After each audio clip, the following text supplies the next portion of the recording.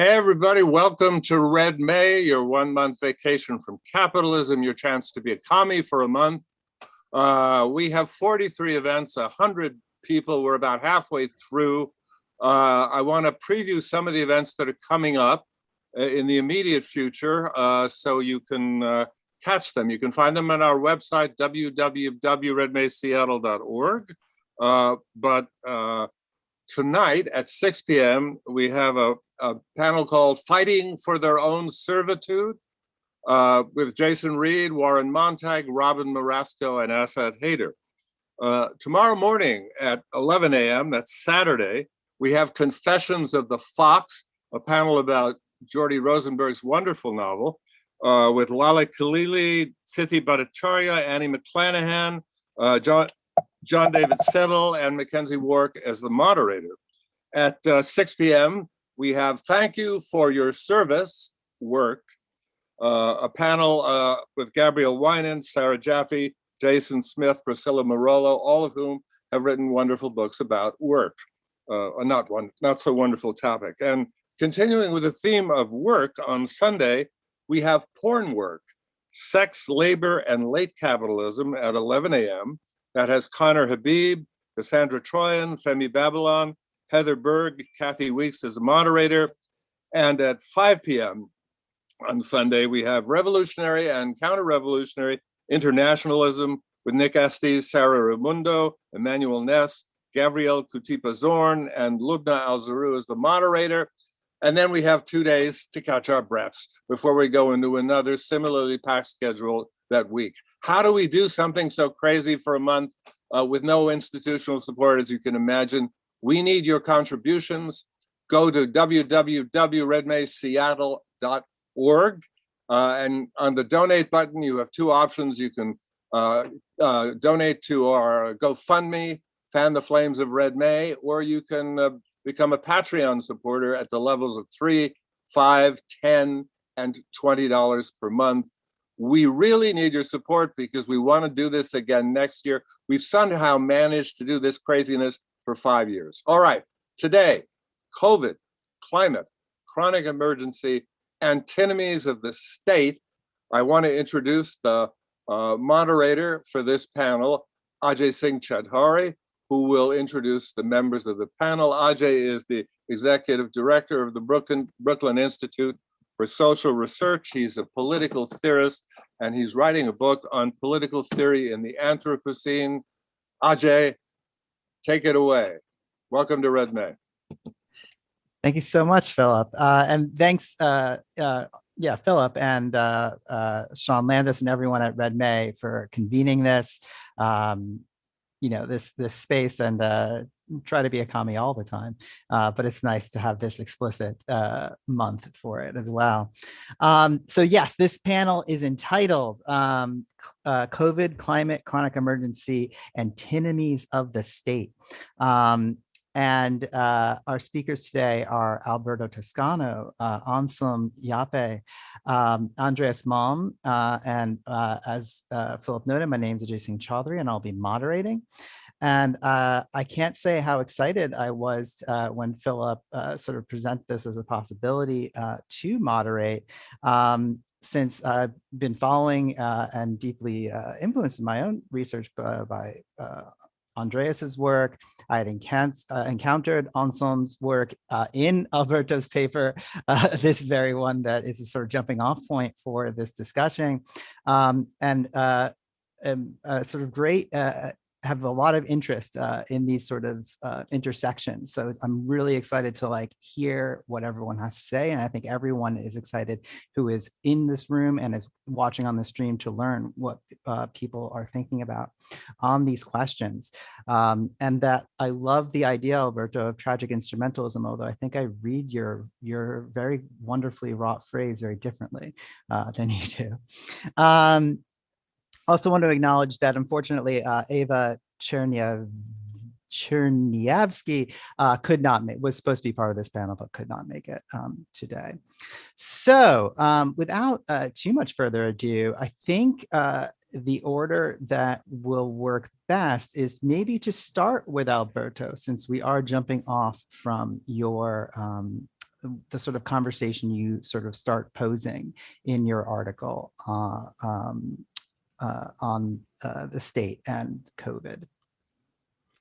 Okay, well, thank you very much, Ajay and Philip and the organizers of Red May, and obviously my co-speakers whose writings are very much the prod and catalyst for trying to at least problematize this question of the state under COVID. I want to begin first by acknowledging that I'm speaking from the unceded lands of the Musqueam, the Squamish, and the Tsleil-Waututh First Nations. And I acknowledge that there are historic relationships to this land continued into the present day, and that I am here as an uninvited guest. Now, I want to maybe start by lowering, for the time being, the degree or level of abstraction of the term antinomies, with all of its baggage from Immanuel Kant and so on and so forth, might induce in the audience, who I would not want to be frightened off just so quickly. And to really say that what I was trying to get at, first of all, was a sense of a really lived contradiction, a tension, even perhaps a double bind that really pervades, I think, everyday life and our perceptions of the present under this pandemic, especially for people of progressive, radical, or revolutionary orientation.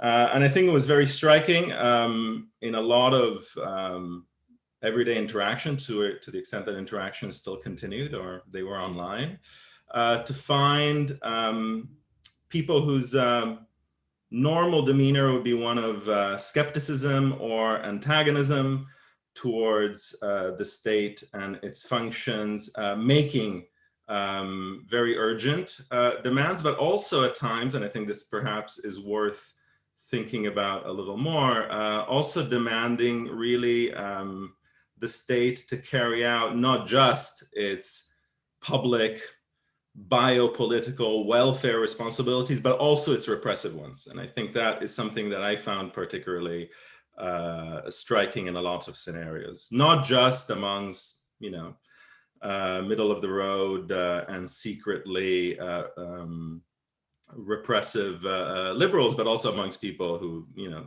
generally think of themselves on the side of the kind of emancipatory left.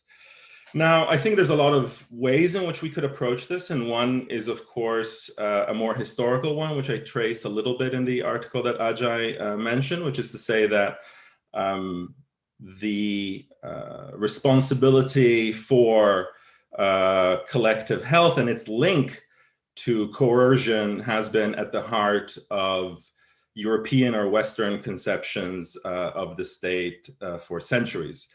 There's a famous Latin motto or slogan, and since Anselm's and his co-author's book has a Latin title as well, we're in good company, which comes from Cicero, but was cited by Hobbes, by Spinoza, by Locke, but even by the Levelers, which is salus populi suprema lex esto. So the health of the people is the supreme law of the state. And I think it's important to reflect on the extent to which this is also a deeply lived and in some sense materially constraining principle, including for those whose horizon is one of the dismantling or the abolition of the state, the transformation of it into a communist non-state state, or what have you. And so there has been, I think, this kind of emergence of what perhaps in a somewhat provocative way we could call a sort of left Hobbesianism about health, people demanding greater incursions or greater responsibilities, coercive responsibilities from the state. And equally, of course, a patently contradictory and violently so assumption of claims and demands for freedom from the right or the far right across all sorts of different scenarios, including governmental ones. And I think that is also worth thinking about, because I think one of the both practical and ideological horizons that I think deserves reflection is how to formulate political stances and ideologies that manage to wrest conceptions of freedom, liberation, including, you know, freedom of movement or what have you, from the far right and its present articulation. So I guess the starting point then for me was really to think of a kind of ambient desire for the state, a desire which of course is deeply entangled with the fortunes over the past 20, 30, 40 years of what Ruth Wilson Gilmore and Craig Gilmore have called an anti-state state, right? The budgetary and political and repressive practice of contemporary so-called neoliberal states. And so, of course, a certain desire for the state was also part of, and very understandably so, a lot of the more electorally inclined movements of the left over the past decades as well. So I think that's, in a sense, the kind of context. And I think we need to assume this ambivalence. We need to, I think, to quote Andreas, quoting Donna Haraway, to stay with the dilemma, right? I think any position of innocence, any idea that there are spaces of purity or autonomy or collectivity that are somehow unbesmirched by this position and by this entanglement with the state, very material, you know, very quotidian. Where am I going to get which vaccines and from whom and at what speed and so on and so forth, with all of the entanglements also in the and identifications, right, with the national state that have taken place over this period. Now, I think that element, so the everyday but also political ambivalence towards the state that has, of course, long preceded this pandemic, but which this pandemic has accelerated and made specific by making a matter of quotidian urgency of, you know, life and death, that kind of biopolitical legitimacy of the state that we can trace all the way back to Hobbes and before. That is linked in a way which I think Anselm and his co-authors' book really elucidates in an extremely important way, is entangled with, of course, a material, a reproductive, a political, economic contradiction, you could say, what they call, in a very nice formulation, the complementary hostility of the state and market. And what particularly struck me in the work of Anselm and his co-authors, and I think is worth staying with, is the way in which they rather, you know, both forensically and persuasively break down a tendency that I think has entered into the common sense of much of the left across different jurisdictions, to think of the state as the other of the market. And to mistake what Anselm and his colleagues call this kind of artificial coma that sovereign bodies have put the economy into, or parts of the economy into, as somehow an alternative, right? So that, you know, the pandemic has also generated potentially false senses of the potentialities of contemporary capitalist states in somehow intrinsically or imminently overcoming the sort of limitations that they have.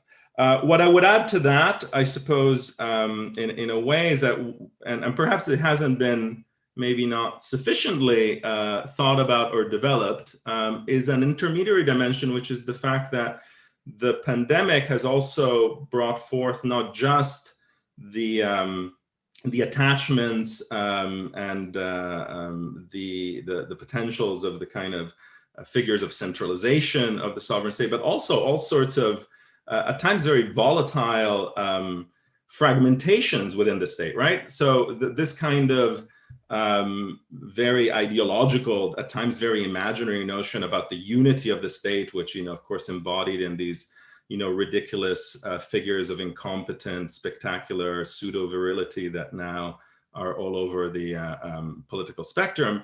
This idea of the state and its sovereign has been in many ways undone by seeing how much regional, provincial, municipal authorities are now in conflict, right, with central states, from Manchester to provinces in all sorts of different countries. There have been these tensions, and I think those tensions are interesting because they also remind us that the state isn't a unified and monolithic entity. It's not just an arena of struggles, but it's also a very multiple figure, which at times is falsely unified by these emergencies. And now, by way of kind of concluding these reflections, but also opening up the debate with Anselm, Andreas, and our audience, I think it's from the standpoint of this ambivalent desire for the state and of the state's contradictory relationship to contemporary capitalist political economy and its crises that we have to reframe or restate and rework our own, so to speak, internal debate, the red debate, so to speak, or the communist debate about what the state involves.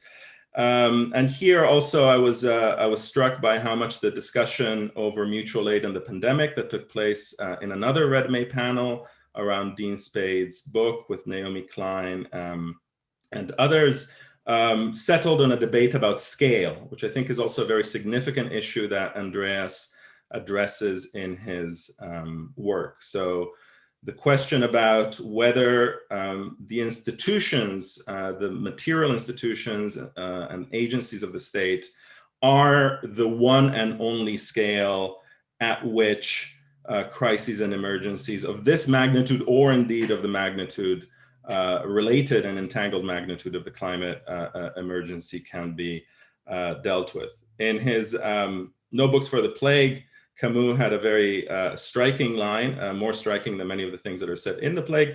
He says, they settle down to an epic as they would to a picnic. They don't think on the right scale for plagues, and the remedies they think up are barely suitable for a head cold. And I think we do suffer in many ways, including amongst our own, so to speak, ranks in thinking about scale, and again, not being kind of mesmerized by the level of the state, or by a certain monolithic understanding of the state. The problem of scale, which also opens up the problem of how we think forms of decentralization, autonomy, mutual aid, local initiatives, what I tried to call, with reference to the Black Panthers health programs, dual biopower in my piece. All of this also involves, and I think this is what I really appreciated in Andreas's argument, thinking seriously and realistically and soberly about the problem of coercion, which returns me to the beginning of the sort of left Hobbesian moment. I don't think it's enough to simply assert a sort of anti-coercive position if we then continue to have demands or inclinations towards a repression, compulsion, or coercion that we then just outsource or wash our hands of onto the state. And I think posing the problem is key, and it's necessary if we want to also think the question of freedom and of transitioning out of the capitalist state in a serious manner. And lastly, and I'll finish in this, I took a lot of inspiration, or I found very significant, some of the arguments that were made in a Movement for Black Lives Matter declaration under the heading of healthcare, not warfare, around the pandemic, not least obviously for identifying the racialized and class dimensions of how the pandemic has been managed, but actually for something very significant, which I think we need to also think through, which is the effort to disconnect emergency from militarization, right?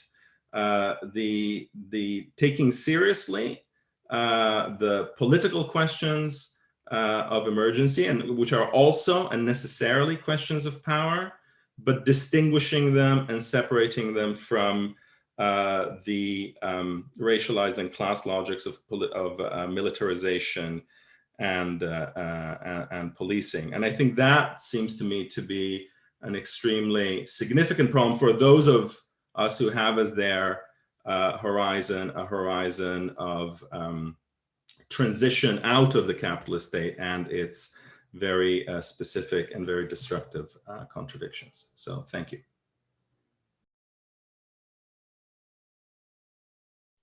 Thank you. And I realize I actually skipped giving your introduction. So very quickly, I will say Alberto Toscano, who you just heard, is reader in critical theory and co-director of the Center for Philosophy and Critical Thought at Goldsmiths, University of London, and visiting faculty at the School of Communication, Simon Fraser University. He's written many wonderful books. And because I am doing this quickly and to sort of make up for skipping it, I'll say, if for those who don't have access to a lot of university libraries, things like that, wrote a wonderful piece on fascism for the Boston Review recently as well that people might want to check out. So next up is Andreas Malm. Andreas Malm teaches human ecology at Lund University. Most recently, he is the author, together with the Zetkin Collective, of White Skin, Black Fuel on the Danger of Fossil Fascism, which is from Verso. And people probably also know his work from Fossil Capital and the Progress of the Storm and so on and so forth. So again, I'll hand it right over to Andreas. Thanks so much, RJ, and thanks so much to the organizers of this incredibly impressive month-long event. Comrades, I have to start by confessing that I will be unprofessional and perhaps impolite and very emotional, and say that I just extricated myself with great difficulty from the solidarity manifestations going on down in the streets where I live in Malmö with the people in Palestine. And I find it extremely difficult to focus on anything else than what's going on in Palestine right now. I have to be honest and say that I have a hard time trying to say something about COVID or the state. All I like to discuss is how do we support the Palestinian resistance. I'll try to end this digression as soon as I can, but I can't stop myself from saying this. I'm simply too much seething and too much boiling. What I would like to discuss at this moment is how do we assess the current conjuncture in the Palestinian struggle for liberation? How do we express our admiration for the heroes of the resistance in Gaza, headed by Mohammed Deif? How do we understand the drift of the Zionist entity ever further to the extreme proto-genocidal right? And how does this relate to the general trends of fascisation in the global north?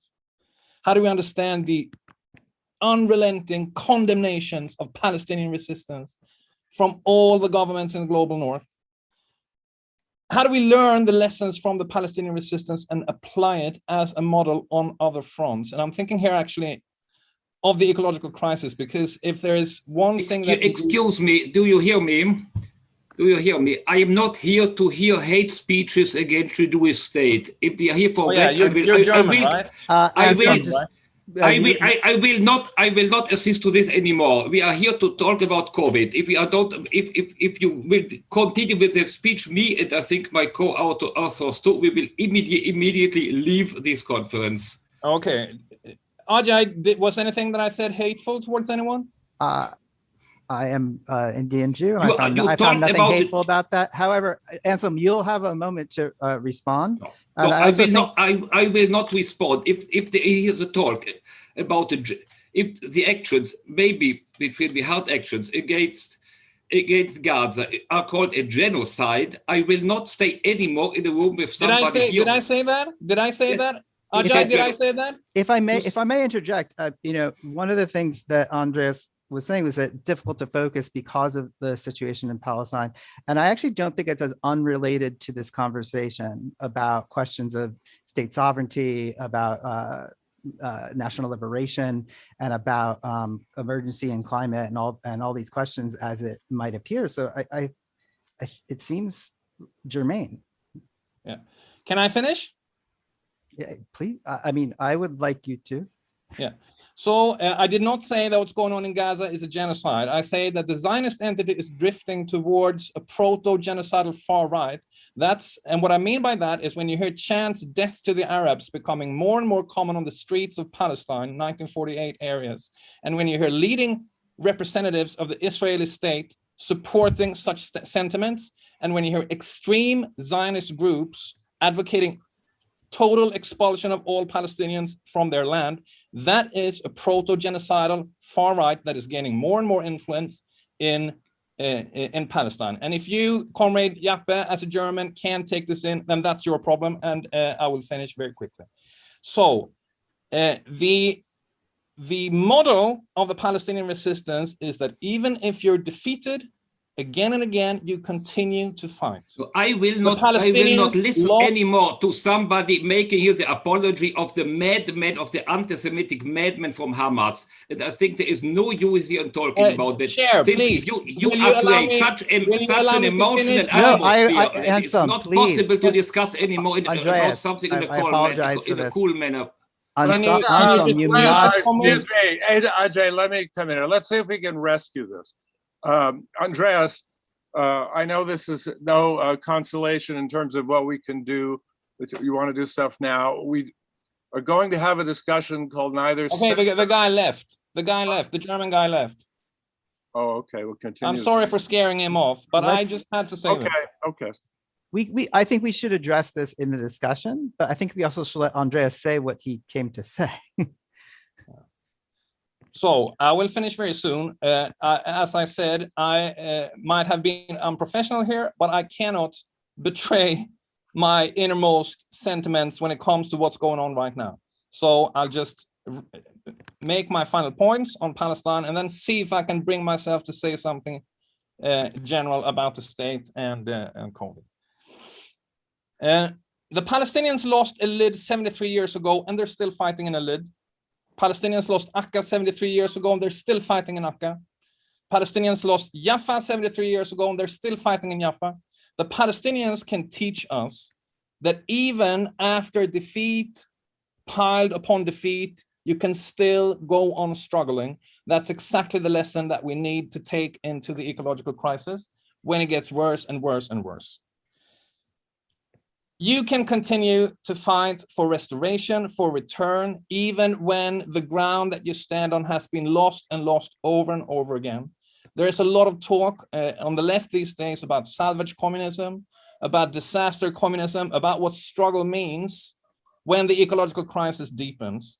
This is the struggle that Palestinians are waging on a daily basis, most of all in Gaza, with the insane level of perpetual destruction of the people's lives that's going on. So what I would like to discuss is how do we understand Palestine as the crystallization of global predicaments and processes of destruction? And of course, that's where the state in its absolute worst form comes in. And it has some relation to COVID as well, because what we've had in Palestine is we've had a state, the Zionist entity, the state of Israel, a settler colonial project that has been hyper effective in vaccinating its population while making sure that vaccinations do not reach the Palestinians in the occupied territories over which the state has responsibility under formal law. I'm prepared to accept everything that Alberto said, and I think he's done an amazing job in teasing out precisely the antinomies of the state in this moment of emergency. I have no objections to anything that he said. I can only add that one of the arguments that I try to make in my book on Corona was that states seem capable of certain kinds of interventions into markets and business as usual to combat the symptoms of COVID-19, but they seem unable to bring themselves to address the drivers of the problem of zoonotic spillover. Now, I wrote that little book very hastily a year ago, and I find it quite remarkable that so deep into the pandemic, as we are now, there are still no initiatives, and correct me if I'm wrong, no initiatives from any states in the global north, or anywhere else for that matter in the global south, to go after the drivers of pandemics. One would have imagined that after more than a year of this, some important actors, some agents of what would go for collective bourgeois rationality would ask themselves, how do we make sure this doesn't happen again? How do we close down the sources of those pandemics that we will most likely get in the future if things continue as they do now? We don't hear it. We don't. There's nothing of that kind. The ecological dimension of the problem is almost completely absent from the discourse, as far as I can tell. And in fact, the indisputably central driver of zoonotic spillover, deforestation in the tropics, accelerated massively in 2020, in the very year of COVID-19. You had a rate of deforestation in the tropics that was the third highest since records began in 2002. And when it comes to the climate front, which is an obvious analogy, there at least you have a discourse where people pay lip service to the existence of the problem, and there are pretensions to deal with it, even though they are completely useless most often, the measures spoken about. But when it comes to how states in the global north deal with the pandemic, it's still completely at the level of combating the symptom. And it's an interesting, I think, absence and deficiency in how the capitalist classes and their states deal with this crisis. The total abdication of any kind of ambition to make sure that this doesn't happen again. Just a generalized ignorance and indifference to what the science says is necessary. And what this translates to is just affirming the destruction in practice, the destruction of the world's tropical forest, which in some respects is quite similar to the destruction that's going on in Palestine right now, where capitalist states, the actually existing capitalist states, only seem capable of presiding over or approving of and being completely unable to intervene in the actual processes of destruction, whether they be of the rainforests where indigenous populations and Afro-Brazilians live in the Amazon, or the refugee camps of Gaza. This capitalist system that we have right now is just running amok in all kinds of destruction, and it makes me upset, particularly right now because of what's going on in Palestine. I'm sorry if I ruined this panel, but some German leftists have an infamous allergy for any kind of pro-Palestinian discourse, and I plead guilty of that standpoint completely. From my point of view, no need to apologize.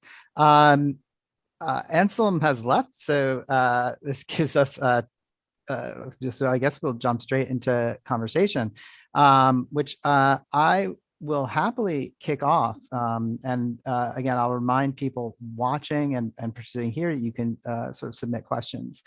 But there were several things that people laid out here that I think are great places to sort of really get at the heart of this matter. And actually, as I said, sort of while I was trying to sort of deal with the questions that were coming up between Andreas and Anselm, I think we might actually start with questions of like a sort of Alberto mentioned sort of getting past abstractions for a moment, right? The state keeps sort of coming up here. Whereas, of course, there are many different kinds of states. The relationship between states and capital changes over time. The relationship changes both economically and ecologically, sort of so socio-ecologically, if you will, right? And the sort of desire for self-determination, for certain forms of popular sovereignty, et cetera, are quite different from the point of view, I think, that as perhaps best crystallized in the case of Palestine, than say when we encounter them in the global north. So I think the first question is, like, how do we deal with perhaps the multiplicity of states and state forms and state absences? Alberto mentioned Ruth Gilmore's great sort of non-state state or anti-state state, which also always reminds me of Franz Neumann's argument that, like, yeah, sometimes, like, and his principal example was Nazism, you could have forms of capitalism that didn't really reflect anything you could even call a Hobbesian state. People like Adam Tooze have elevated that up to the global economy in recent work. So on the one hand, so I think a great place to start a conversation between all of us and people watching is sort of trying to deal with these sort of different kinds of states and how states change, and how the state isn't this abstract sort of transhistorical concept. And particularly from the element of sort of this self-determination amongst subordinated subaltern peoples. And I think a second one, and maybe I'll just stop myself here. There's so many things that are possible to talk about. But a second one, I think, also has to do with this horizon. As Andreas suggested, right? And here I'm sort of translating, and if I get you wrong, I apologize. So please feel free to correct me. Right? Sometimes COVID is presented as this like trial run for climate change, as opposed to it being just climate change. And it's really more of like a microcosm. And in fact, in that sort of vaccine apartheid that Andreas just described, or you can, and heightened border security, all this kind of stuff, one can see a form of actually existing right-wing, I call it right-wing climate realism, right-wing climate politics, that is already happy to function. And I think this sort of leads us, right? So these are all normalcies, right? These aren't abnormalcies. In fact, they're intensifications. They are both the status quo continuing, and its intensification, if you will. The old Benjamin saw, right? That it goes on like this is the catastrophe. So the question actually becomes, when we're talking about something like COVID and climate, right? Which really one is a microcosm of the other, right? Is our horizon, in fact, the horizon that Alberto was talking about, which is sort of the communist horizon, the full, like, realm of freedom, all that jazz, right? From Capital Volume 3. Or is it something totally unexpected and different?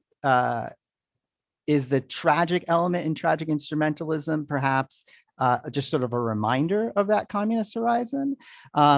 Or like how can we adjudicate the sort of fundamental perhaps differences between the climate and horizon, and it's not even a horizon, the climate present and the sort of communist horizon? I hope those are good questions. And either of you can feel free to begin. Yeah, please, Alberto. Sure. I wanted to maybe address some of the points that you raised, Ajay, via, I think, a crucial element of what Andreas was bringing up towards the end of his intervention, which is namely this, speaking of horizons, right? A capitalist class without a horizon, or without what one would think is the minimal foresight, frankly, regarding one would think, in not necessarily even in the long run, but in the mid run, would be its own conditions of reproduction and the reproduction of the very systems that it depends on for its now astronomical rise in wealth. Years ago, I remember a fine Swiss-Italian comrade, Christian Marazzi, a very fine thinker in his own right, saying during a talk that, you know, the problem with, this was a kind of workerist insight, right? When the class struggle wanes, capitalism gets stupid.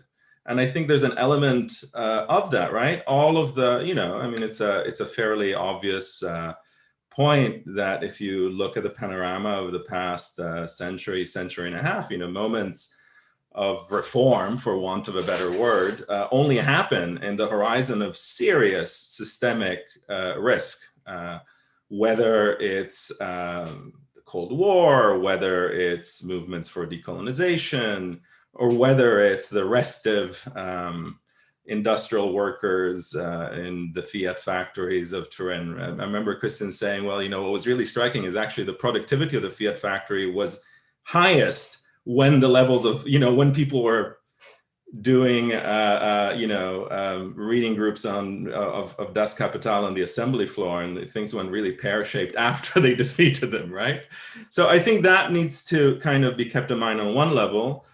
I also think that there's obviously very material reasons, I guess, for what Andreas was talking about, for this fighting the effects and not the causes. Obviously fighting the effects, certainly for a pharmaceutical industry that is now looking at, booster shots for variants until the end of time, is a very lucrative pursuit. While, you know, the interest that could gain anything from curbing zoonosis are not entirely evident to me, right?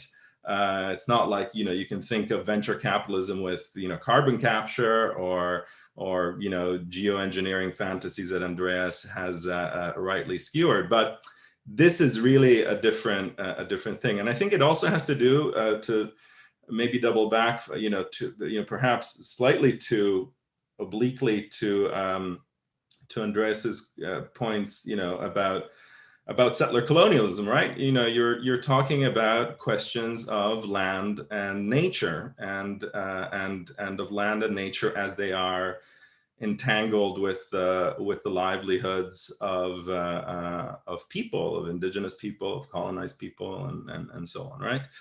And those the wholesale rethinking and transforming of those relationships of domination just doesn't have the same horizon, the same horizon of attraction, right? As the technocratic horizon within which people of a capitalist persuasion are thinking of the climate issue, because it really, in a sense, it really does involve, ways that quite immediately, if not communize, at least dismantle, right? Relationships of extractivism, of agribusiness, and so on and so forth. So I think there's a real, I think that limit, right? It's a limit because certain forms, even though totally reasonable, right? And very doable in many ways. Like I'm sure there's many, endless practical things that could be done against zoonosis that are not like immediately devastating for capital accumulation, but nevertheless, it's still a horizon that involves a very different way of thinking, and it doesn't have the kind of positive investment, venture capital, and power, right? Like the power that now is exercised through, and will be exercised through, the vaccine state nexus, to the pacifize populations that are waiting for the right type of vaccine to arrive in their pharmacies or whatever. So I think that that to me is one of the things, maybe following up on what Andreas was saying, that comes to the fore. And I think lastly, in terms of the horizon, I think if we do think of these issues through also that angle of, you know, the relationships to production, livelihood, and land that zoonosis and forms of dispossession that are intensifying climate change demonstrate. It also involves trying to think how much of our own political imaginary, I mean, not to be James C. Scott, of whom I am rather skeptical, but, you know, there is a way, there is a problem about seeing like a state, right?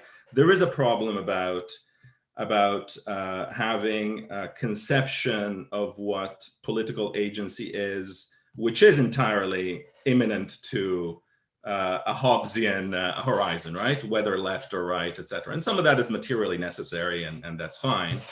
But I think it's also very significant, and that came up in the discussion of mutual aid that Naomi Klein was having with Klee, whose last name I can't now remember, activist of the Diné Navajo people, who was talking about their own forms of governance and struggle.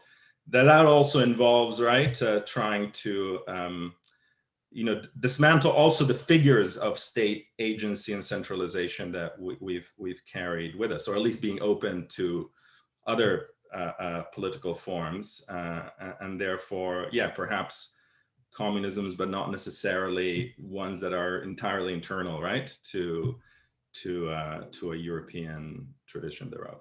I mean, that's just a very open kind of reflection. That's wonderful. Andreas, do you want to pick up on any of those questions or any of Alberto's comments there? Well, let me see if I can say a few words. Well, going back to Alberto's article, I think his concept of tragic instrumentalism and that being sort of developed in dialogue with my book is an appropriate one in a sense. What I did in my book was to make a quite compressed and kind of abstract argument around the state and what it could do to go after the drivers of global heating and global sickening, if you like, or the rising frequency and intensity of zoonotic diseases. The question, of course, the one that Alberto poses towards the end of his article is, well, how can we even imagine that actually existing states would take those measures? And the sort of implicit or partly explicit response to that question in my book is that, well, those states won't do it by themselves. They will only potentially do it if they are under such concerted, massive popular pressure that they start taking the necessary steps. The objection to that line of argument, though, is, well, if we were to become so strong, miraculously, that we can dictate the policies that our governments adopt and sort of, force the state to do our bidding on the climate front or the zoonotic front, and kind of remote control the state, then would probably be so strong that we could just as well say that now is dual power, and this is the new state that we're building. And then you have a kind of transitional dynamic unfolding. And I'm happy to admit that this is a kind of glaring gap in my argument in that book, and one that I hope to address in coming texts. There are other gaps and mistakes in that book as well, some of which I hope I can attribute to the fact that I wrote it so hastily. Some of this is around the concept of ecological Leninism and it being just a very rough sketch of what that could be. Fortunately, there are other comrades thinking about this, so there's going to happen a debate on ecological Leninism in some point in September with Jody Dean and Kai Heron and Derek Wall, I believe. But and here again, I'm completely in agreement with Alberto that if any kind of political pressure were to emerge to shut down fossil capital or its equivalents on the zoonotic front, we'd be moving into a kind of transitional dynamic that might very well lead beyond currently existing states. Now, let's be fair, this is pure speculation. because we're nowhere near seeing it. But take what I consider would be an absolutely basic demand in this situation when it comes to climate, namely immediate nationalization of all privately owned fossil fuel companies and their transformation into completely different entities. So, I mean, a private property in fossil fuels is not compatible with the survival of human civilization. That's one thing that's obvious, or should be obvious. There is, of course, as everyone knows, a whole sector of state-owned oil and gas and coal, and there you don't need necessarily to tinker with the ownership structure. You just need to instruct these state-owned companies to do something completely different. But when it comes to privately owned companies, Shell, BP, Chevron, Occidental, and all the others, they first of all have to be put into public ownership and socialized. And then you can just tell them, phase out your oil and gas and coal production immediately and start, for instance, drawing down CO2 instead of pumping it up. Just to take one case, in France, the single largest private company is Total. It's an oil and gas company whose existence as such is absolutely unjustified and constitutes a kind of crime. This company is going into the Arctic to drill for even more fossil gas to send into its pipelines. An obvious demand would be for the French state to take over that company, the single largest private company in that country, and transform it completely.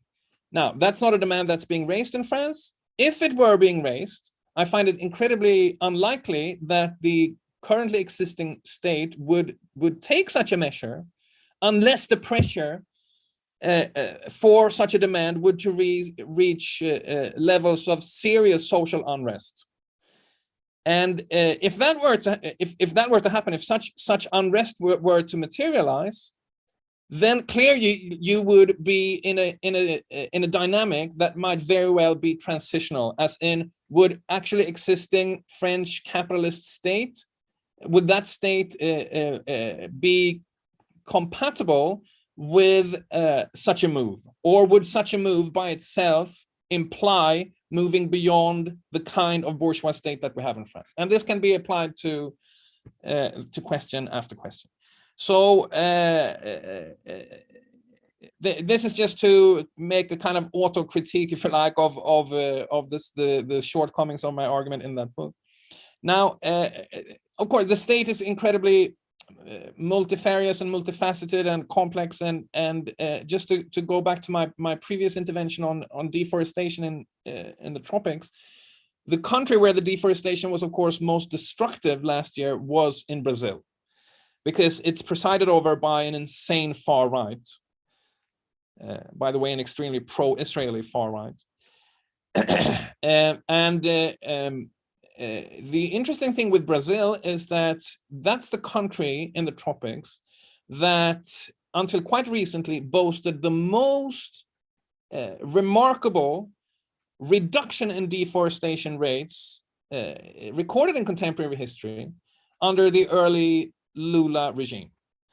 So that wasn't obviously a revolutionary state. It was a very mild reformist social democratic government that still managed to put some fetters on deforestation. So yes, I think some very basic measures to slow down deforestation would not necessarily translate into full blown out communism, but it could be in line with some kind of collective rationality, such as, for instance, factory legislation and other kinds of laws that have inhibited the inherently destructive drives of capitalist exploitation, so that the labor power doesn't physically expire but can be there for continued exploitation the next year and so on.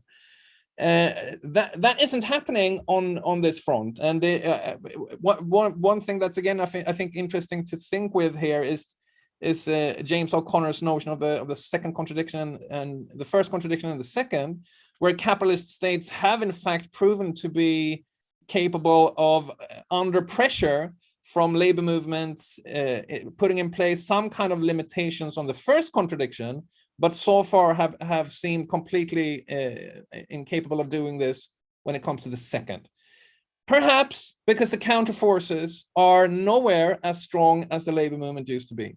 So the ecological counterpower doesn't exist in the sense that working class counterpower existed to put pressure that made capital deal in some way with the first contradiction. And let's just admit our own massive failure here, because I think that the left really has failed. I mean, it's generally an incredibly weak political force, the radical left, but we have failed in the past year to put some focus on the drivers of zoonotic disease, and there has been no movement mobilization around it. In contrast to the massive climate mobilization that followed, not the least on the extreme summer of 2018 in much of Europe. And perhaps, I mean, the absence of an ecological awareness and struggle on the left sort of corresponds to the total absence of that kind of collective rationality among the dominant classes in this situation. But who knows? I mean, the vaccination might be rolled out, at least in the global north. We'll be back to business as usual, and this pandemic can be declared over in the wealthy fortresses of the north, and then we'll have a new climate crisis of some massive magnitude, or another pandemic a few years down the road. Who knows if it would be worse than this one or not? Yeah, I don't know. Thank you both. There's so many things on the table. I think perhaps two places to sort of come back to, and we're collecting a couple of questions, so maybe I'll wait till like 3 come in. 3 seems like a nice round number, and then I'll send them to you all from the audience. But like the sort of question of the sort of lack of rationality or lack of self-interested rationality, or sort of amongst the capitalist class, I think is really, really interesting in both of your accounts, and so in similar ways that we might want to talk about, because I think very often, like, we think of climate change as a sort of universal thing, like, oh, X degree of change, right? X degree of warming, everyone's fucked. And that is, of course, true. But actually, if you look, and I feel like I'm going to come across like a rank empiricist, but I really am like a critical theory guy, so it's weird for me. But like, if I look at like super mainstream, like William Nordhaus or like Stern type stuff, right? Really boring ass mainstream neoclassical economic takes on climate. It's like, yeah, we can basically get in somewhere in 3.5 if we do X, Y, and Z, and that's pretty much what we should do. And that's not necessarily bad for capital, right? That's a risk worth taking. Whereas I think, as you're both sort of gesturing at, like, tearing fossil capital and all other kinds of sources of social and ecological value that would describe a real definition of sustainability in the 21st century, sort of out of the system. It may not be communism, but that is a massive loss. Whereas I think, Alberto, as you pointed out, like, you can make a ton of money off of like nice patented vaccine variants and all kinds of stuff. So I'm wondering if these different, if maybe as abstract as it seemed, time can seem very abstract, but I wonder if in these very empirical terms, how you guys might respond to thinking about how these different timescales provoke or engender different kinds of political responses. And I also hear mentioned, just because the Global South thing is so much on the table, particularly with the way in which I think Andreas, again, correctly highlighted Palestine to begin with. You do have, of course, movements in the Global South. I'll just name one, right? Like La Via Campesina, right? A lot of peasant movements like this, who are very active in trying to push for a emancipatory climate horizon. However, bringing us full circle into the topics we're in today, they often are doing so on grounds of things like food sovereignty, on grounds of things like, and questions that go even back to some of the sort of like heyday of decolonization, the sort of yeah, we can like leave that for another question. So we have these two sort of we have this sort of empirical question of time, the theoretical question of time, and then maybe some question of if there are political forces that perhaps we are ignoring. And I don't know if either of you wishes to take this up. Oh, it I'm looks not like sure if I. Oh, Sorry, Andres. sorry, Alberto. Do you want to No, clarify? I just wanted. I think Andres can address this much better than me. Anyways, I just wanted to add one dimension that perhaps we haven't talked about enough. I think when we're talking about strategy, there's, well, we can enter into the sort of fallacy of thinking that there's a much greater governing intelligence or centralization or clarity towards what capitalists or capitalist classes in whatever forms of internal federation they might have possess. But I think we also it would be very problematic, and that's why I wanted to start with the question of an everyday lived desire for the state or a certain relationship to the state. There's also, you don't need to enter into the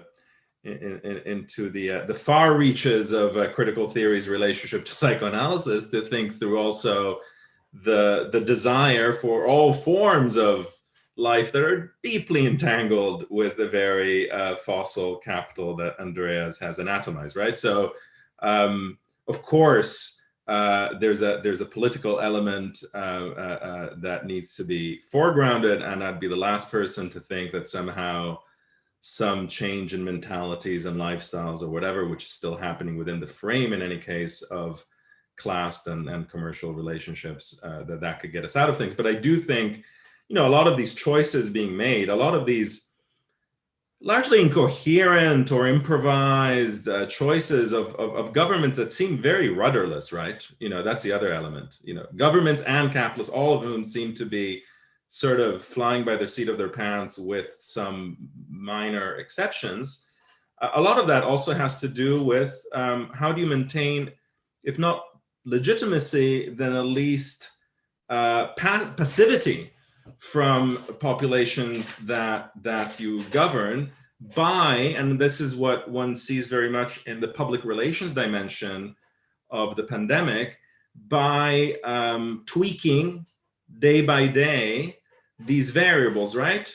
The health variable with the reproduction of capitalist relations and consumer society and our ways of life. And I think that, like, the vast majority of governmental energy is now this like job of tweaking, which is, it's strikingly very often full of like really visible errors that everybody sees, like, ridiculous declarations about vaccines that then people walk back the next day. Like, I'm in Canada, these situations where you have, the country's bought like 9 times more vaccine than anyone needs, but at the same time, they're not quite arriving. Then the wrong one arrives. Then, like all of this kind of improv form of government, I think also very much has to do with a lived realism about what the conditions are. And the conditions are not, governmental legitimacy is not about, popular sovereignty or ideas of freedom. It's about, can I shop and will I die? Like that plays a much bigger role. And that's why also there, you can see this discourse that in a very selective way praises whether it's Singapore or Taiwan or China, because there is a kind of realism that says, well, the legitimacy is biopolitical. So like if the government can make these things possible, then that government would be more legitimate than ours, because it's not like we're enjoying some like great form of political freedom, much as our masters would like us to think, right? So I think that is definitely worth, I think, very much keeping in mind, because I think then it would be extremely unrealistic to think that these are things that are simply vertically imposed, right? There are a lot of these processes are very much demanded from below. It's a below that's totally hemmed in, right? framed and produced by these capitalist conditions, but it's nevertheless not like just a kind of imposition from above. It reminds me of what I think is absolutely central motto that comes in a poem by the Italian communist poet about translating Brecht, Franco Fontini, who has this line that says, in the list of your enemies, write your own name. Like that is, I think, a principle that we all should hold to, because I think there's a thinking of innocence, right? Of, this is just being imposed from above. And I think that's really problematic because the dismantling also involves dismantling, and I think Andreas rightly points to it in his book, right? It involves and that's why it involves coercion. It involves coercion saying, no, you can't own an SUV. Sorry, like this, you can't engage in these practices. Yes, your life will be less convenient or whatever, but that's it. And that's a big break in political relations and in affect, so to speak, that I think needs to be confronted. Oh, sorry. Thank you. Andreas, did you have responses or questions? Yeah, just a few quick reflections. Well, first on the question of the state and its role in the climate crisis, I think the elephant in the room here really is solar geoengineering. Because for every year that passes, that becomes, in my assessment, a more and more likely fix or putatively easy exit from this crisis, because it's so homologous, so in line with how this world operates. I mean, just consider the Iron Dome defense system. That's the Zionist equivalent of solar geoengineering. Oh, we have a problem with Palestinians throwing rockets at us. Well, just let's create this incredibly technically fancy system for shooting those rockets down. Or we have a problem with the Palestinians. Well, let's bomb them even more. We have a problem with the climate. Well, let's manipulate and destroy the climate even more with solar geoengineering. That's how this world works. It's also entirely in analogy with vaccination. The equivalent of vaccination, the only thing that easily can take down the curve of rapidly rising temperatures is some kind of a stratospheric aerosol injection or something like that. And you just recently had the National Academies of Science in the US putting out this big report about why the US should have a massive research program into solar geoengineering, arguing along the lines that, well, all options need to be put on the table. There's one option that's very conspicuously not put on the table, which is the nationalization of all the fossil fuel companies in the US. Where is the National Academy of Sciences report on that as an option that should be put on the table? It's nowhere. And the great danger, of course, is that the worse the heating becomes, at some point, some powerful state actor, and it's not unlikely that it's Pentagon or some other American institution, concludes that we have to try to deal with the second contradiction in a swift way. And I think we're completely unprepared for that scenario, and how whatever progressive forces have some clout in this world should respond to it. Now, also on the question of the state and in the climate crisis, I'm banging on about this all the time now, ever since I closed that book. I don't think there is a better resource for thinking about it than Kim Stanley Robinson's The Ministry for the Future, which is a kind of best case scenario for the transition in the coming decades. Although it opens with this horrific hyper-lethal heat wave that kills 20 million people in northern India in 2025, I think it is. And in response to that incredible catastrophe, there is both solar geoengineering and militant resistance from the global south in the form of this group that he in the novel calls the Children of Kali. So young, enraged people from India hitting back and fanning out across the world and attacking fossil fuel infrastructure. And I really do believe that we'll see initiatives of that coming out of the global south. I have to admit that I don't know very much about Via Campesina, but I don't really think that they're a movement at that level yet. But I don't think, I mean, the situation in Palestine tells us that people in the global south won't accept dying in extreme numbers without ever fighting back. And where the fight back comes from, when it will start, nobody knows, but sooner or later it will start. The problem, of course, one of the most significant political problems in the climate struggle is the spatial disjuncture between the source of the problem and the victims. So the Palestinians, they have their oppressors in their face all the time. You see the soldiers, at least if you're in the West Bank, in the Gaza Strip, you only hear them, the drones hovering above you 24 hours. You know who the enemy is. There's no doubt about it. You encounter the enemy 24 hours per day, year after year, decade after decade. But the people who suffer glacier lake outburst floods in the Himalayas, they don't encounter the enemy directly spatially, because the bulk of the accumulated CO2 emissions in the atmosphere stems from the global north. And China hasn't changed that. And it's still the fact that, it's actually quite a novel fact that the single largest oil and gas producer in the world is the United States of America. And still Australia is the single largest exporter of fossil gas and coal. And in Europe, the largest producer of oil and gas is Norway, an incredibly affluent country. The world's largest producer of lignite coal, the dirtiest fossil fuel of all, is Germany. It's in these countries that the crime is perpetrated. The victims are very, very far away.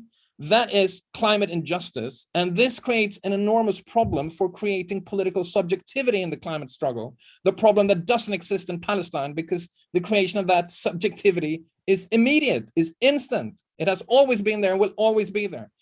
But so far, we've had very serious problems with creating a mass movement against climate injustice that will perforce have to take on the perpetrators inside the global north. But we're veering, I'm sorry for taking the discussion in another direction, because now, I don't feel I should go deeper into all of the dilemmas that the climate movement faces in the north. I'll leave it there, and sorry for repeatedly going off track and returning to Palestine, but that's my emotional state right now.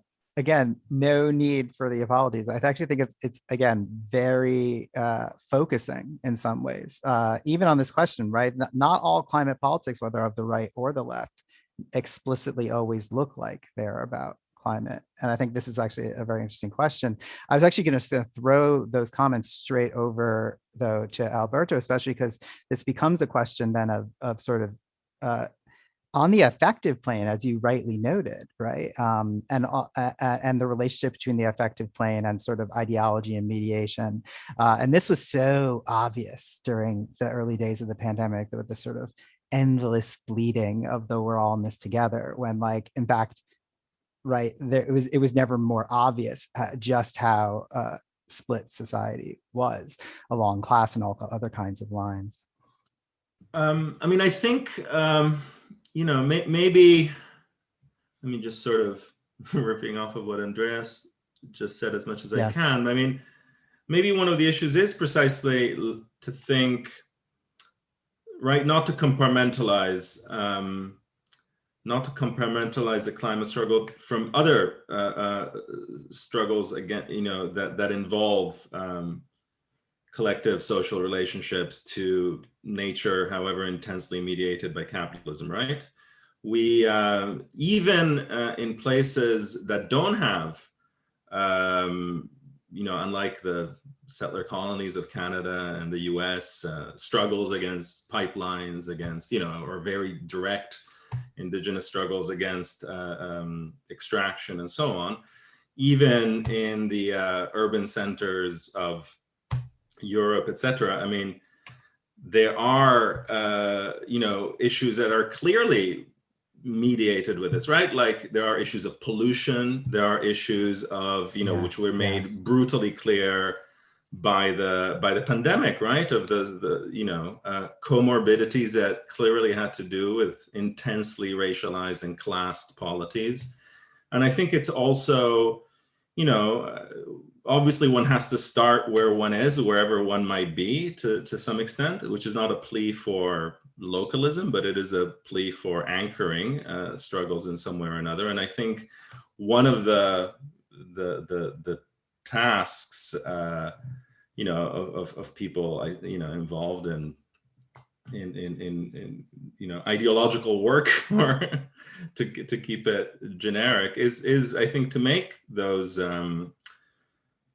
connections. I'm thinking, for instance, and also a lot of the struggles, a lot of work, things that are now thought of as just like industrial worker struggles, were struggles about health. There were struggles about bodies. There were struggles about pollution. I mean, in Porto Marghera, near Venice, where a lot of the struggles of Italian workers, Marxists in the 60s and 70s took place. There are struggles against chemical pollution of workers and of the families and the cities in which they lived, right? And that's where those struggles started from. Or if we think of the massive effects of environmental racism in the States, if you think of the chemical corridors running through Louisiana and so on and so forth, a lot of those struggles which are there and have been, need to be, I think, not compartmentalized, right? Not like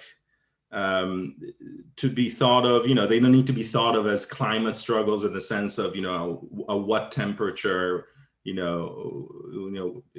not about the 2 degrees or the 3 degrees or whatever, but they are definitely about the brutalizing relationships to nature and to health and livelihood that have been enacted by the system that we live in, right? And very differentially enacted. And I think a lot of the correlating of debates about ecology and environmentalism into a more kind of philanthropic, for want of a better word, horizon has to do also with being extremely inattentive to the capitalist effects on nature and health that take place in all sorts of different scenarios, right? So I think that that might be one way of trying also to break what I think Andreas rightly points out as these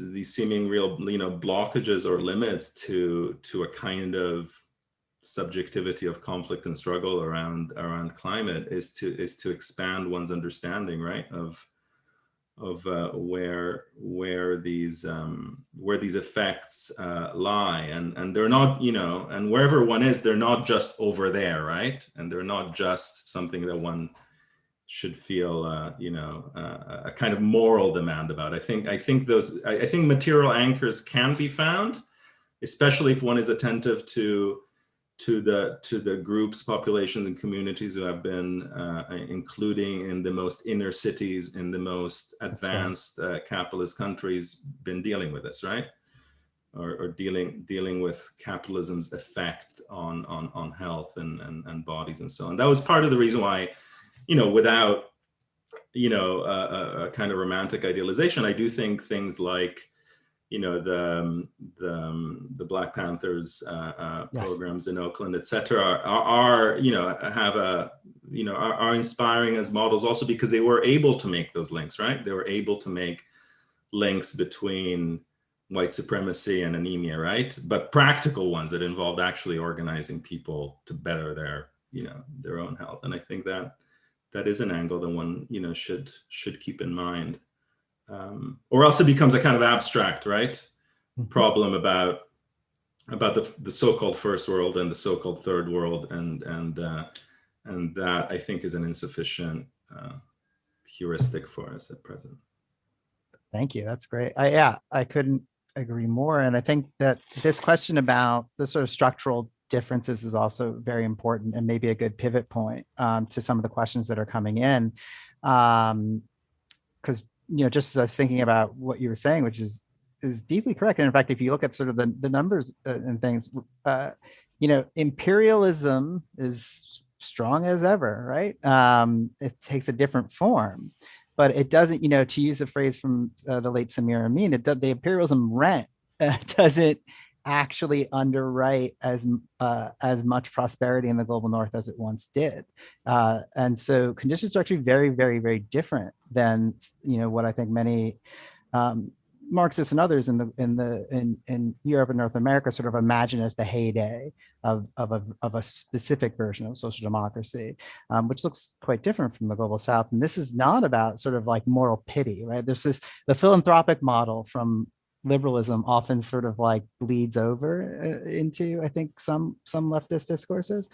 But in fact, thinking about Southern power as a great counterweight to the smooth functioning of global capital, right? As steps of building power.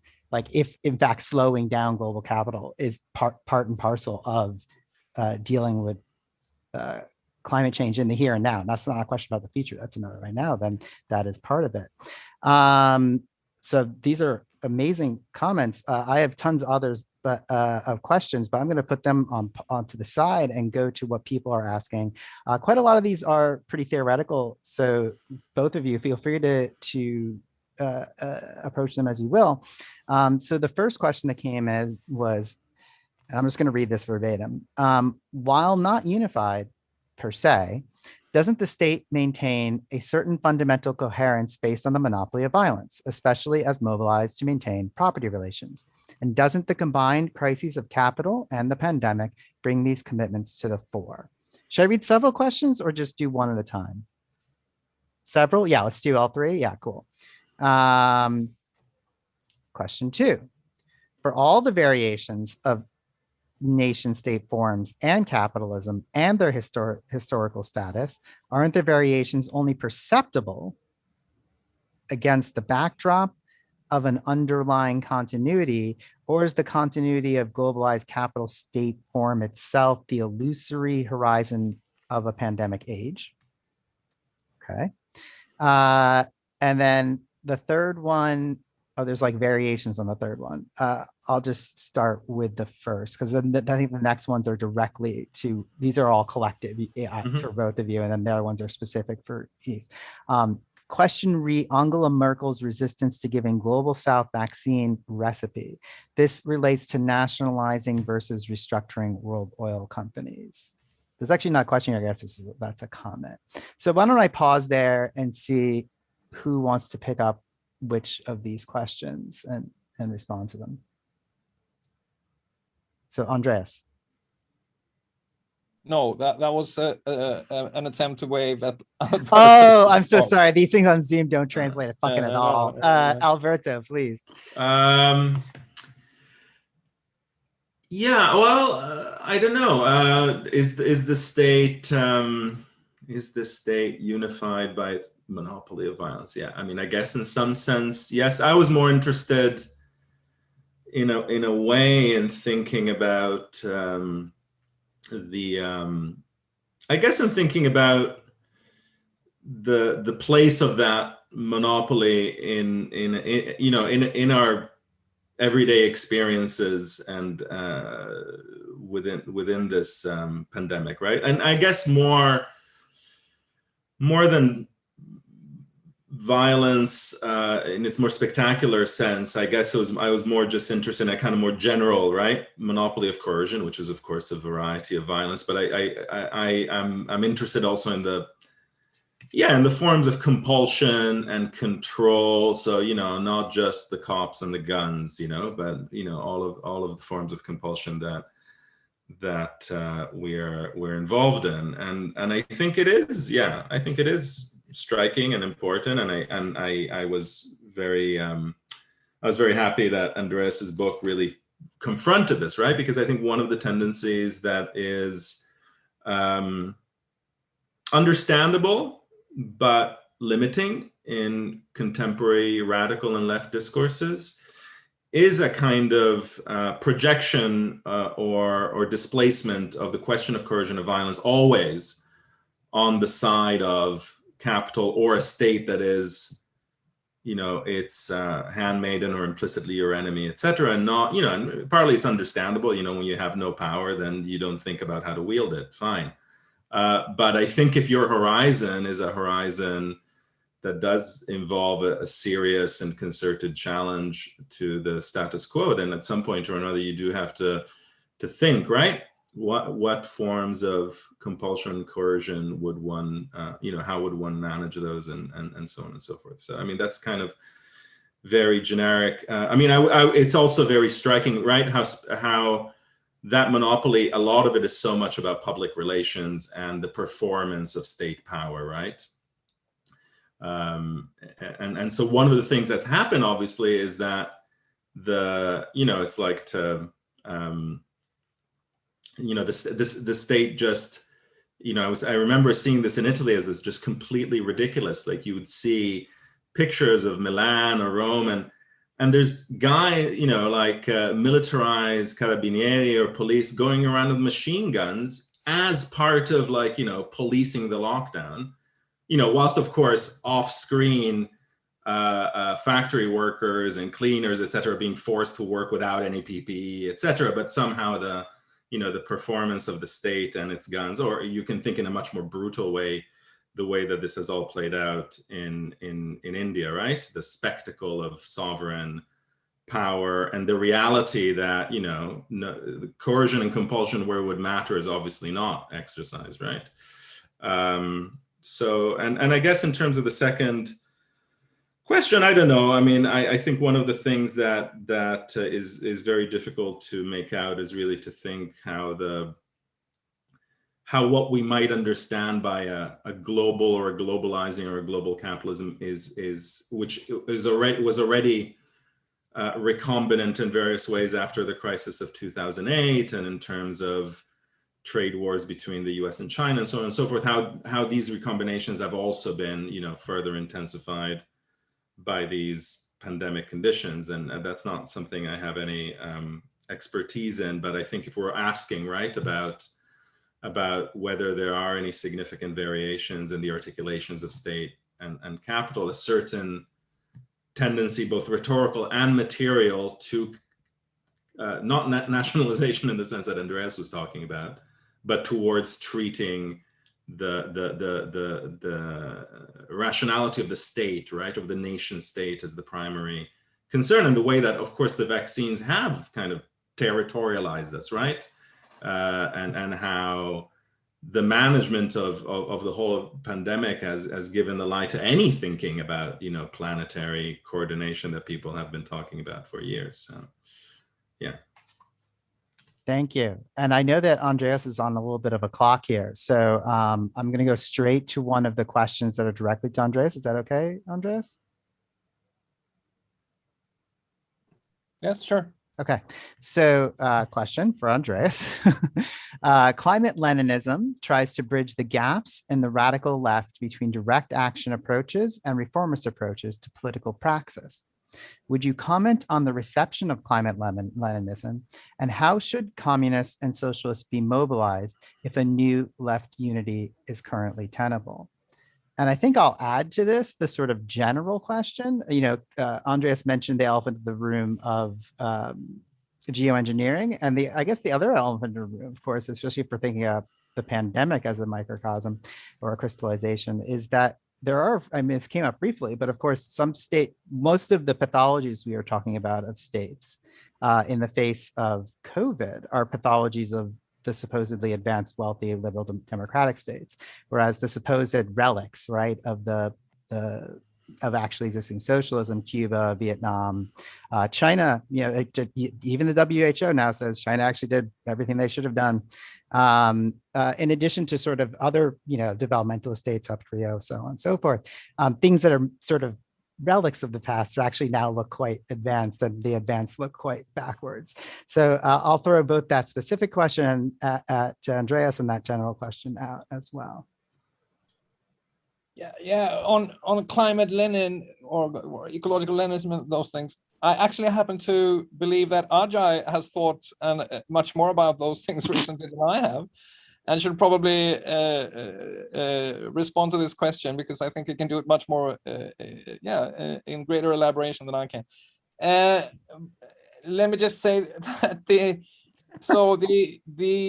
sort of arguments around ecological Leninism that I sketched towards the end of my book were received with some raised eyebrows here and there, I think, and obviously several reviewers and others were quite critical and skeptical of that argument.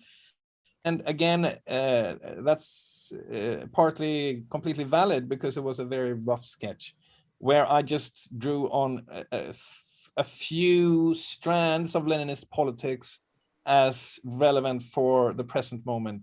One, try to shift from the symptoms to the drivers of the crisis, this being aligned with how Lenin and others dealt with the First World War. Second, accept that in the transition, you have to have a state with a certain amount of coercion directed against the enemy, if you like. And third, you need to act with speed. Delay is fatal, as Lenin so often stated. Now, I think that any appropriation of Leninist politics today has to be selective, very selective. And the other comrades that I mentioned that have also, independently of myself, and I think of themselves as well, experimented with the idea of ecological Leninism recently, have drawn on very different strands of Leninist politics. Derek Wall, for instance, he sees some kind of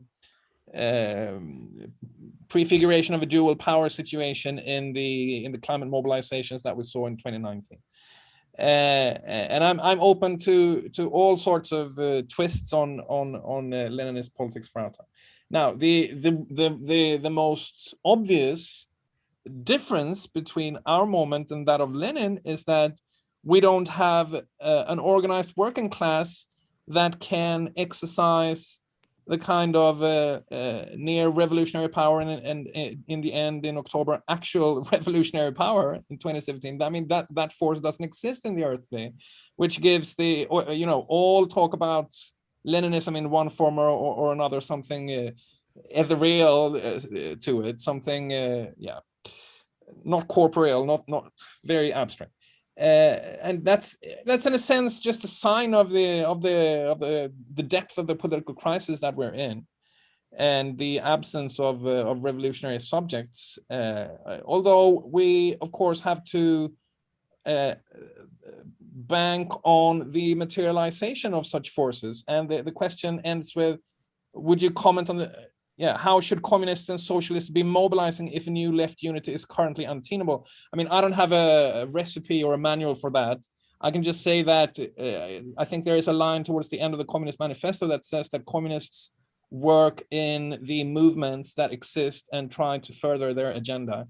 And that's how communists should always work. And this is true for the climate crisis as well. I'm going to log out because I have stuff I have to do, but just want to say thank you to Alberto and to Ajay, and thanks to Anselm for his little brief appearance, and to the comrades who organized all this. Thanks so much. Great day. So in our remaining moment, Alberto, so there's a sort of the hanging general question, and there's also a direct question to you. I think you can probably see it, but I'll read it in any case. Alberto, you briefly mentioned the preventative counter-reform at the heart of contemporary late fascist trends. Could you talk more about what you mean by that? And is there a way to think preventative counter-reform through both the climate and COVID emergencies? Quickly, since we've had a long and very stimulating session. That thought came out of just trying to map the present through a dialogue with some of the arguments made around a resurgence of fascism in the wake of the movements of '68 by both Herbert Marcuse and Angela Davis, who talk about fascism as a form of preventive counter-revolution. So not just a reaction, but a kind of anticipation, right? And in trying to think through those arguments in the present, what I think is really striking is that, you know, the forms that far-right thinking and practice takes today often involve, of course, these strange, grotesque, you could say, you know, postmodern spectra of anti-communism and so on, and then these, you know, quite specific obsessions that are now extremely homogenous across the world, strikingly, not least because of social media. So critical race theory, so-called gender ideology, you know, what you know gets you know, people to burn effigies of Judith Butler in Brazil, you know, these kind of delirious forms of and frightening forms of the contemporary far right. But all of this, what I find striking is that, or the whole, you know, anti-Semitic conspiracy narrative about cultural Marxism, all of this projects a revolutionary intention, force, or even a kind of bizarre idea, right? That the Marxists have already won. It looks like capitalism, but they're running it, you know, in the ultimate Judeo-Bolshevik insane conspiracy. I find this quite striking, right? I find this something that we sort of need to think with, and I think that also, of course, has played out, right, in a lot of these alt-right movements, you know, the anti-masking and so on and so forth, that have exacerbated and intensified this phenomenon, which is at the level of pure delirious ideology its own antinomy, right? Because what is the result? The result is that basically communists, who of course are running things in some inscrutable way, both want to destroy the state and to run it, right? Like, it's both about imposing total order and total chaos. And the ultimate delirious, you know, anti-dialectical image came when basically, I think it was, I don't know if it was on Fox News or something like that. The idea was, oh yes, they want to lock all of us into our houses so they can riot outside, right? That was like, I think, the ultimate kind of product of this mindset, right? The aim of the lockdown is to allow Black Lives Matter protesters to burn down police stations, even though the lockdown is run by the state's repressive apparatus. In any case, I just think it's something worth staying with, as well as paying attention to what's novel or weird or recombinant in these forms, right, of mobilization. You know, there's an interesting article by Quinn Slobodian and a co-author of his, for instance, in Boston Review, that shows actually how much of, you know, of a anti-masking, COVID denialism kind of movement that's adjacent but not entirely covered by the far right actually comes from people who were, you know, voters of Die Linke, Greens, etc. So I think a lot of this is not tidy, right? And I think thinking through its untidiness and thinking also through what conceptions and practices of freedom and ungovernability one can advance against these, you know, simulacra, right, of freedom that we're seeing. You know, the ones that lead to people with those fantastic T-shirts that say social distancing equals communism, which was one of my favorite far-right demo. I wanted to get one made for myself, but in any case, yeah. So just some final disconnected That's wonderful. thoughts. And I think you're absolutely right. And I think it's absolutely worth highlighting this sort of, like, you know, and it's been very, I think, prominent in Europe, but it's also there in other parts of the world, this sort of burgeoning green-black sort of formations and green-black tendencies, right? Sort of eco-fascisms and things of this nature. And for people who don't have academic access, do check out Alberto's article in the Boston Review on fascism, because I think that is free to the public. I know that Philip wanted to interject, so I'm going to throw it straight to him. Thanks, AJ. Stendhal said that politics in a novel is like a pistol shot at a concert. I think we witnessed that today. The notion of restoring the concert or the civility of the discussion after the pistol shot is kind of beside the point. As I'm sure Standau would agree. The notion being that politics, real politics, when it comes in, isn't something that's not admitted to the concert or even the discussion as it framed. So it's not an accident that last year, the pistol shot at our concert was the George Floyd rebellions, which literally led for the last 3 panels to be canceled as everybody on them went out on the streets of their various cities and made their feelings known. I hope everybody at Red May shares the anguish and frustration of Andreas at seeming to lack some sort of organization within which one can act to change the absolutely outrageous situation that's gone on in Palestine for, I don't know, 100 years, with the connivance of the Western powers and particularly of the United States.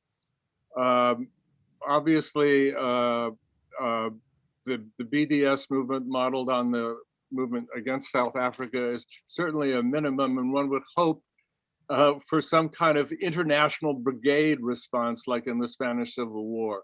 But at any rate, you know, it certainly bears, it's the barbarity, the barbaric exception at the heart of the liberal state, the one thing that cannot be thought or cannot be discussed, even to the point of the 80s when one was forbidden as media to talk to Palestinian spokespeople. And it was a big event when Hanan Ashrawi and a number of other Palestinians were first on media TV, but this is in the 80s. Before that, the conflict had always been presented or interpreted by these mellifluous spokesmen like Abra Eben from Israel. So there is a lot to be known about the origins of these conflicts, the existence of things in Israel in 48 institutions like the custodian of absentee property, which expresses very well what happened then. And it is our duty at Red May to make the dimensions of this conflict as visible as possible. So, in our small way, we have an event called Neither Settlers Nor Natives later in the month, which talks about Palestine in the context of settler colonialism, but that's a bare minimum. At any rate, the pistol shot occurred in the middle of the concert, and we're certainly not going to stand ever for civility. So I'm glad that this continued, and there were attempts to relate this sort of interruption to the conception of the state as it first manifested itself in the pandemic, and perhaps taking it down from the theoretical level that one might have begun with by asking questions like, liberalism seems to conceive of there being 2 buttons. One is the state and one is the market. And good liberals think that if you just adjust the buttons one way or another, you'll find exactly the right balance between them, as was found from 1945 to 1970, which we just have to get back to, which is a total misconception of the state in and of itself, and how theorists like Alberto and other people have tried to suggest that we have to frame it a different way, particularly the relation with capital. But we're back at fascism again, which is, as Ajay pointed out, a discussion that Alberto has made some signal contributions to. And I guess it's beyond the point of my even asking a question now and extending the discussion. I'm just sort of trying to frame in a certain way what happened here today, and to try to present from the standpoint of Rene that there's something even refreshing about that amount of passion breaking in like a pistol shot, and it's something we have to roll with. And this may not have been the discussion that we we anticipated, but it has But been that's fine. illuminating nonetheless. And it is frustrating to think of Alberto as being only 4 hours away from us in Seattle, but being separated by a strange wall. I mean, of course, we would ship him down here for live events in a second. Soon enough, one hopes. Soon enough. Well, but I'm guessing that he'll be back at Goldsmiths before the border between us is lifted. No, I'm permanent. I've moved here. So yeah. Oh. So I'm now a resident of Vancouver's Little Italy. So there you go. Well, I had to go very far to find Italy from London. Wow. I found it here instead. So I guess I'll just say, Ajay or Alberto, do you have anything you'd like to say to wrap up this extraordinary session?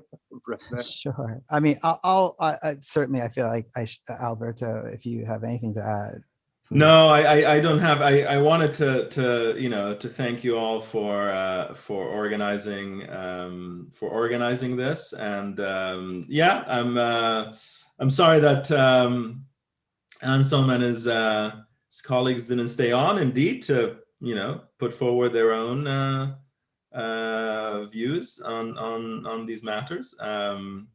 I think yeah. But that's their prerogative, right? If they think that's beyond the pale, which I find perplexing, but it is what it is, their position. I would still definitely recommend, if you get a chance, to read their work and engage with those arguments, because I do think they do provide a really important angle into really understanding where we're at in terms of the relationship between contemporary capitalism and the pandemic. But I also salute fine comrade Andreas for speaking his mind when it needs to be spoken. I think the only thing I'll add, which I said before, but I will say again, especially since Andreas sort of threw the ecological Leninism question over at me, because this in fact is something I think about a lot, more about sort of climate and political subjectification. That again, I know Andreas himself sort of apologized for it, but in fact, to me, this is the heart of the matter. I literally am just working on an article right now in which like you can look at what is happening in Palestine and see it's not the right-wing climate future, it's the right-wing climate present. And you can also see, however, right, the lineaments of political formations that are much actually broader and much weirder and much different than I think a lot of Marxists, especially in the global North, imagined in the sort of what some people like to talk about as sort of the golden years of sort of mid 20th century social democracy. And as much as Andreas likes to talk about climate Leninism, which I think is a ecological Leninism, which I think is a great idea, I often personally think of this in terms of climate anti-colonialism, and Fanon, but many others, Nkrumah. Many of these people were the first people to really be thinking about the power and the constituencies that can be brought together that aren't exactly the way the Marxist story works, right? Fanon calls this stretched Marxism. And I think the conditions of contemporary, again, you cannot separate contemporary economic and ecological conditions, produce this kinds of constituency, and it does cross a lot of borders. And I think it is very germane, I just can't say that enough, to this conversation about states, about whether we are mesmerized by powers of states, as Alberto suggested, about coercion and the lack of the sort of, there's not going to be clean hands. Like, these are all real questions, and they are immediate questions. And I think with the mention of Fanon, I just wanted to say that I think it's also a very timely moment in which to return, especially now that we have these much more comprehensive editions, including in English, of Oh, yes, Fanon's that's right. writings, especially to his writings on medicine. There's Yes. that remarkable essay in A Dying Colonialism on medicine and colonialism, which I think is a singular tool also through which to think the present, and also to think of the ways in which, even I was reading recently, even at the level of the practices, the plague state was also a colonial state. The forms of coercions and emergency powers now enacted by the far right forces of Modi in India are done via 1897 Epidemic Act that was a product of the British, and that was a cause of massive riots and resistance of workers in Bombay, amongst other places. Yes. So there is also those histories that I think you're entirely right, Ajay. We need to draw on, because I think they also get at something, and Fanon really did get at something about that, which is deeply contradictory in the relationship between medicine, health, and the state, especially when that state is a racial or a colonial or a settler state. Yeah. So with that, I would like to once again, I think that Philip, that draws to a close, or yeah. So I'd like to